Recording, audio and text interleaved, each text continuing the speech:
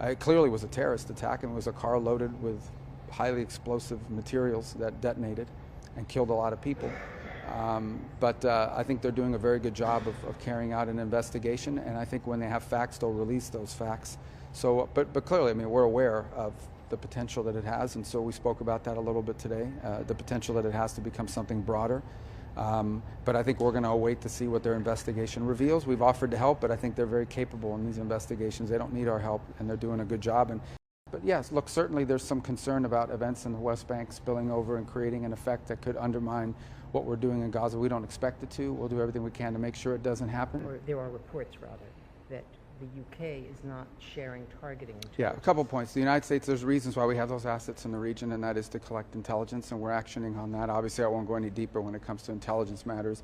I did see a CNN report yesterday. I'm not going to go into great detail and to say that it's a false story. It's a fake story. And what's happening now is people with a business card that has a government email on it become sources because they don't know, they're not even in the know. So they either have an agenda or they want to make themselves important. And it's been a plague of story after story that's either inaccurate or misleading, and that falls in the category of both, that story does. Well, we can only go by what we see.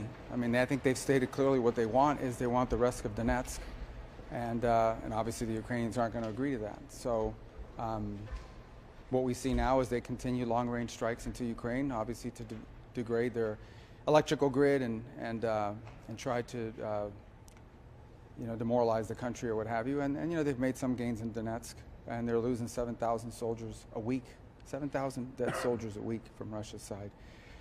So as of now, I mean, that's the assessment we have to make. They've made a demand that Ukraine can't agree to, and so we're sort of where we are at this point. Mr. Secretary, I was told by the European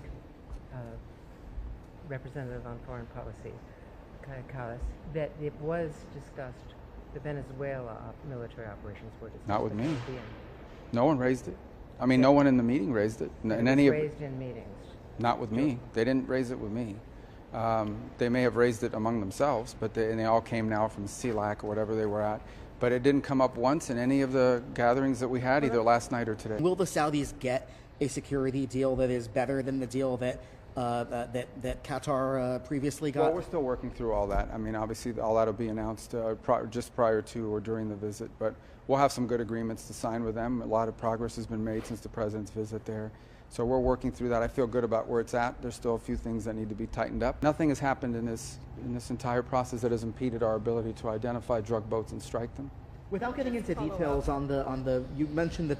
Without getting into details, you'd like details. Okay, go ahead. You mentioned the story the other day is fake news. It's fake news. Has there been no change then in UK sharing of intelligence? We have very strong partnerships with the UK and other countries. Again, nothing has changed or happened that has impeded in any way our ability to do what we're doing, nor are we asking anyone to help us with what we're doing in any realm.